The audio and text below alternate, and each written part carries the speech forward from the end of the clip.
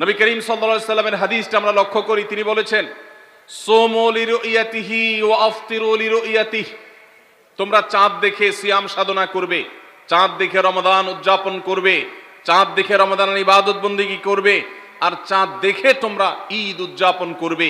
চাঁদ দেখে তিনি আমাদেরকে রোজা রাখতে বলেছেন, অতএব চাঁদ দেখতে হবে কি হবে না?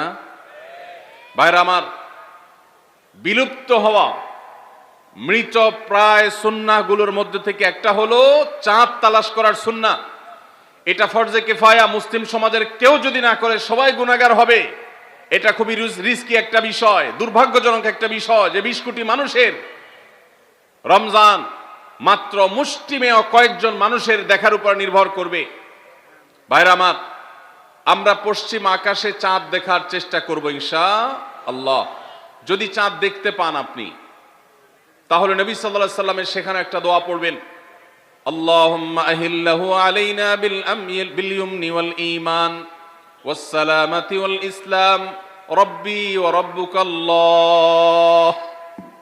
চাঁদকে লক্ষ্য করে বলবেন, চাঁদের সাথে কথা বলবেন। চাঁদ আপনার কথা হয়তো বুঝবে না, কিন্তু আল্লাহর এরকম সৃষ্টি যারা আমাদের কথা বুঝতে পায় না, তাদেরকে লক্ষ্য করে কিছু বলার মানে হলো আপনি মূলত আপনার মনের আকুতিকে প্রকাশ করছেন।